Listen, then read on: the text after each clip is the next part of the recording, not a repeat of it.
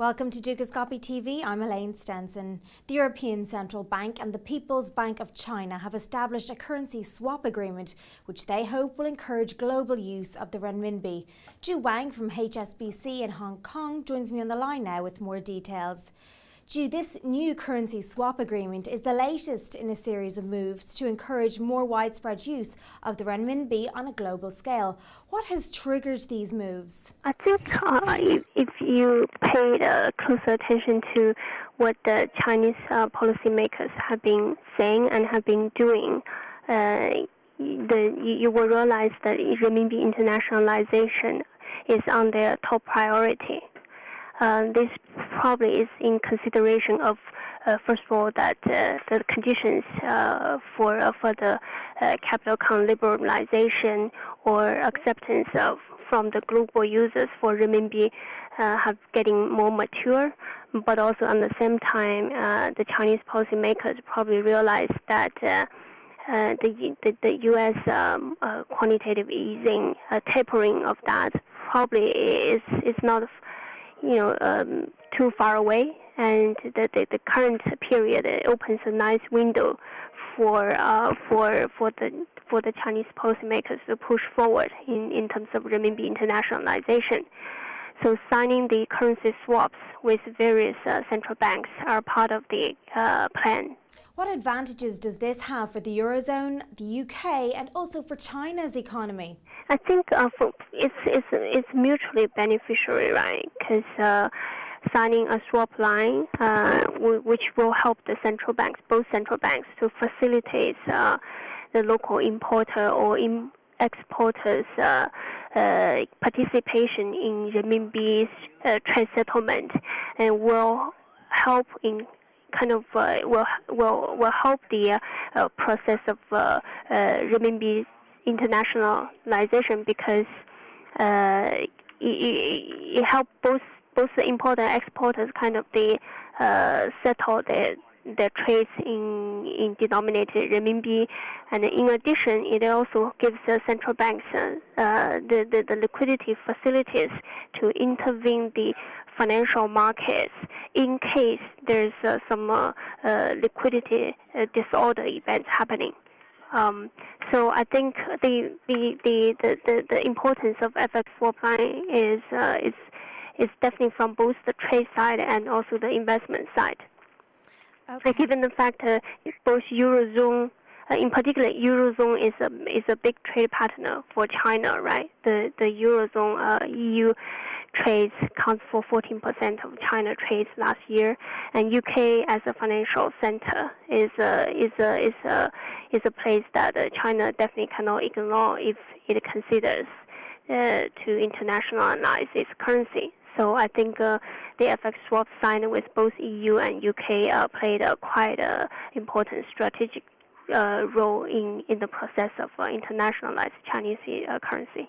How will an increased usage of renminbi affect other currencies, and could there be negative consequences for others? I think, over time we'll probably talk about making the pie bigger instead of zero-sum game. So sure, in the near term, if you see increased usage of renminbi, you probably that probably will cause a slightly drop of usage of other currencies. In particular, maybe the U.S. dollar, which was the dominant trade settlement currency in the global market. However, going if we look beyond this short-term period, the increased usage in renminbi is likely to be accompanied by China opening up and be more linked to the global economy, both from the trade and also investment perspective. So that will make the the volume of trade, that volume in terms of China's FX settlement will increase on the back of that. So that in total probably will also boost up the trading volume for the global currencies as well. So I think if we separate the short-term and long-term effect, right? We think we shouldn't say it's only going to be negative for other currencies.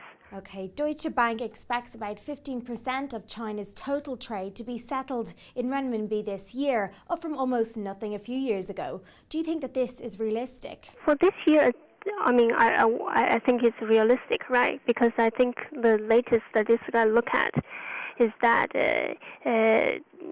almost 13% of China's trades has been settled in renminbi. So that's not far away from the 15% that Deutsche Bank is talking about. So 15% is definitely realistic.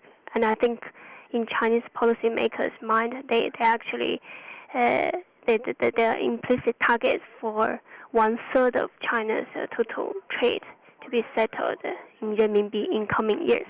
And finally, Ju, can you give me a brief outline of the overall impact that this currency swap agreement will have on the global economy? It will definitely help China to be better linked to the global economy. I mean, China has already opened up in terms of its current account.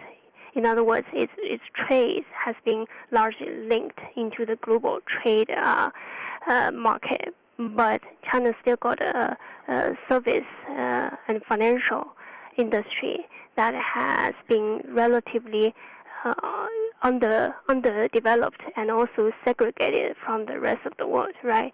So the renminbi internationalization process is not just to make the renminbi a trade settlement currency, but eventually it will be an investment currency as well. So that will help to bring China's financial and investment sectors to be part of the global financial and investment market. So I think that's over time definitely will help to boost the global growth outlook as well. Ju, many thanks for joining me on the line today, and that's all from me for now. But do check back for more interviews and updates from the team. Bye for now.